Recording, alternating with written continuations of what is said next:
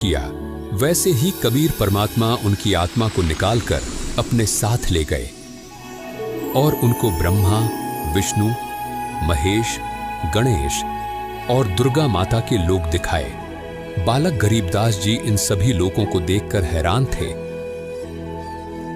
और सोच ही रहे थे कि ये सब मैं क्या देख रहा हूं। इतने में ही कबीर परमात्मा बालक गरीबदास जी को नरक दिखाने ले गए।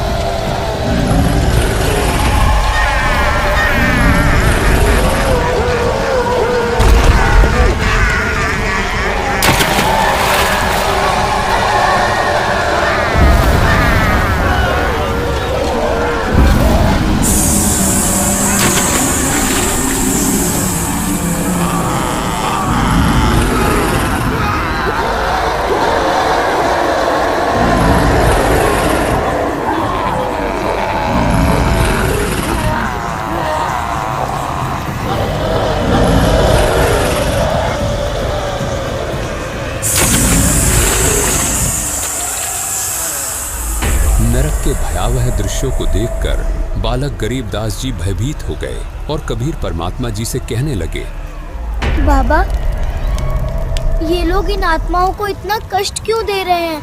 ये सभी आत्माएं अपने कर्मों का फल भोग रही हैं। जब ये सभी नीचे पृथ्वी पर थे और मनुष्य जीवन प्राप्त थे, तो इन्होंने कभी भी शास्त्रों के अनुकूल भक्ति साधना नहीं की। इसलिए आज इन्हें यमदूतों द्वारा इतना कष्ट दिया जा रहा है। नरक दिखाने के बाद कबीर परमात्मा जी बालक गरीबदास जी को धर्मराज के पास ले गए। कबीर परमात्मा जी को देखकर धर्मराय तुरंत अपनी गद्दी से खड़े हो गए और हाथ जोड़कर कबीर परमात्मा जी से कहने लगे, आदेश करें भगवान, क्या आपके दास से कोई गलती बनी है जो साक्षात आपने यहाँ आने का कष्ट किया? और जो बालक आपके साथ आया है, क्या ये आपका शिष्य है? हाँ, ये बालक मेरा शिष्य है। तुम इसका लेखा जोखा देखो और इसका खाता दिखाओ। परमात्मा कबीर जी की ये बात सुनकर धर्मराय जी ने बालक गरीबदास जी का खाता देखा और कहने लगे, क्षमा करें महाराज, इस बालक की भक्ति अभी पूरी नहीं हुई है, इसलिए अभी आप इसको नहीं ले जा सकते। धर्मराय की ये बात सुनकर कबीर परमात्मा जी ने बालक गरीबदास जी के लेखे जोखे की पोथी को उठाया और उसे फाड़ दिया और बालक गरीबदास जी को वहां से लेकर चले गए।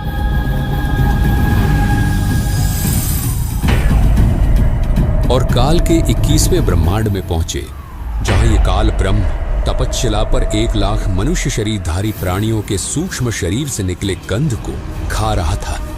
इतना भयानक दृश्य देखकर बालक गरीबदास जी ने परमात्मा कबीर जी का हाथ जोर से पकड़ लिया और कहने लगे, ये कौन है?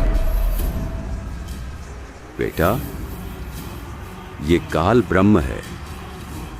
अपनी ही गलती के कारण इसे 1 लाख मनुष्यधारी प्राणियों के सूक्ष्म शरीर से निकले गंध को खाने का श्राप मिला है। यही है वो जो पृथ्वी पर सबको दुख देता है। कबीर परमात्मा गरीबदास जी को ये बात बता ही रहे थे कि तभी काल ने परमात्मा कबीर जी और बालक गरीबदास जी को देखा और 11वें द्वार के पास जाकर खड़ा हो गया। ऐसा प्रतीत हो रहा था कि 11वें द्वार से वो उन्हें निकलने नहीं देगा। परमात्मा कबीर जी ने काल ब्रह्म की यह गतिविधि देखी और सतनाम का सुमिरन किया। परमात्मा कबीर जी ने जैसे ही सतनाम का सुमिरन किया, वैसे ही देखते काल ब्रह्म ने अपनी गर्दन नीचे झुका ली, मानो कोई शक्ति जबरदस्ती काल को नीचे की ओर धकेल रही हो। बेटा, पांव रख इसके सिर पर। परमात्मा कबीर जी का आदेश पाते ही बालक गरीबदास जी ने ज्योति निरंजन के सर पर पांव रखा और 11वें द्वार से पार हो गए। 11वें द्वार से बाहर निकलते ही बालक गरीबदास जी और कबीर परमात्मा अक्षर ब्रह्म के 7 शंख ब्रह्मांडों में प्रवेश कर चुके थे।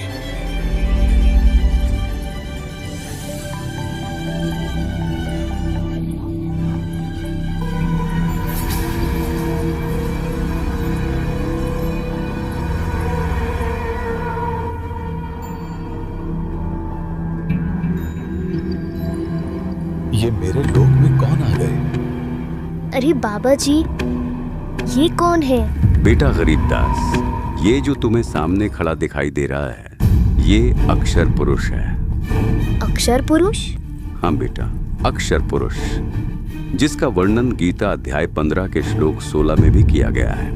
ये ही वो अक्षर पुरुष है जिसको परमात्मा ने 7 शंख ब्रह्मांड दिए हैं। क्या काल ब्रह्म की तरह अक्षर पुरुष भी 8 लाख मनुष्यधारी प्राणी खाता है? नहीं बेटा, परमात्मा ने इसको ऐसा कोई श्राप नहीं दिया। अक्षर पुरुष जीवों को नहीं खाता।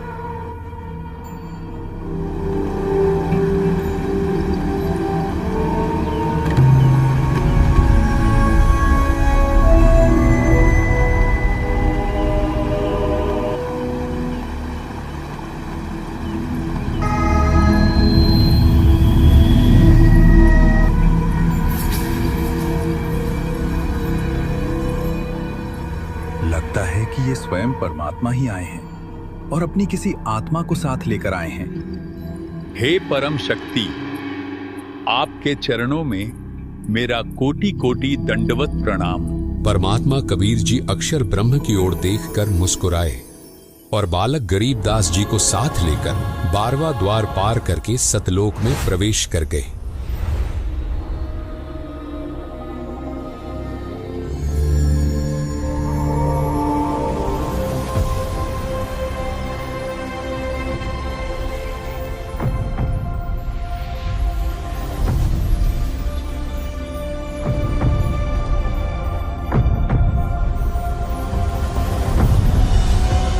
बाबा जी, ये तो बहुत सुंदर लोक है।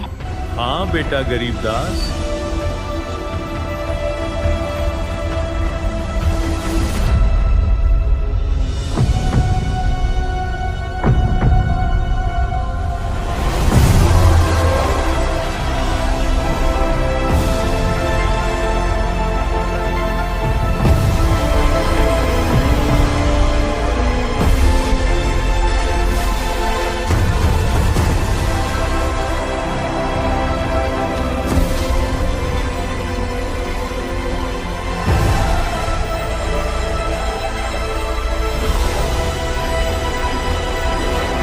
बाबा जी, ये तो हीरे के पहाड़ है ना?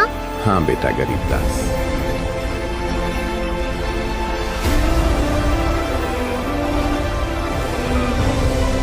वाह, ये कितना सुंदर बाग है।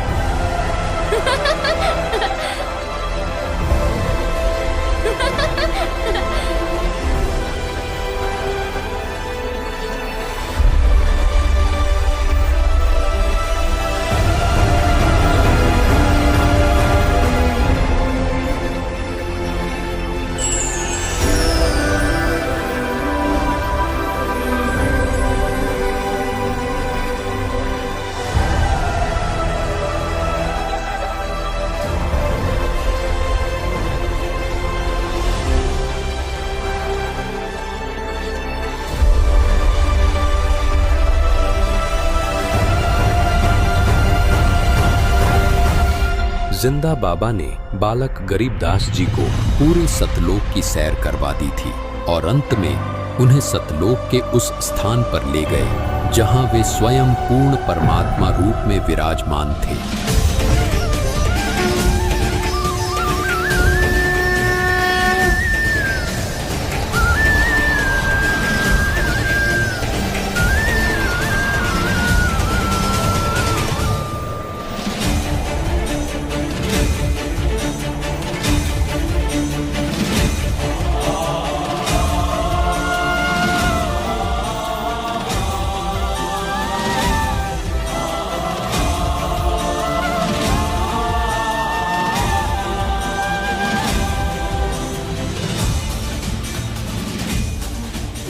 गरीबदास जी देखते हैं कि जो जिंदा बाबा उन्हें सतलोक लेकर आए थे वे सिंहासन पर विराजमान परमात्मा को च्वर करने लगे।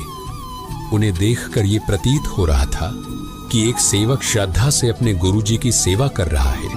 ये देखकर बालक गरीबदास जी अंदर अंदर सोच रहे थे, ये जिंदा बाबा तो भगवान के कोई सेवक लगते हैं। भगवान तो ये है जो सिंहासन पर विराजमान है। इतने में बालक गरीबदास जी देखते हैं कि जो परमात्मा सिंहासन पर विराजमान थे वो तेजोमय शरीर युक्त परमात्मा सतपुरुष खड़े हो गए और जिंदा बाबा जी उस सिंहासन पर विराजमान हो गए तथा तेजोमय शरीर युक्त परमात्मा जिंदा बाबा के ऊपर एक सेवक की तरह च्वर करने लगे। बालक गरीबदास जी ये अद्भुत दृश्य देखकर अचंभित हो गए और मन ही मन सोचने लगे, ये जिंदा बाबा तो अवश्य ही कोई विशेष व्यक्ति है जो साक्षात भगवान इन पर च्वर कर रहे हैं। बालक गरीबदास जी इतना सोच ही रहे थे कि तभी देखते ही देखते तेजोमय शरीर युक्त परमात्मा जिंदा बाबा के शरीर में समा गए और केवल जिंदा बाबा ही सिंहासन पर विराजमान रहे तथा च्वर स्वयं ही जिंदा बाबा के रूप में विराजमान परमात्मा के ऊपर होने लगा। और वही दूसरी ओर नीचे पृथ्वी पर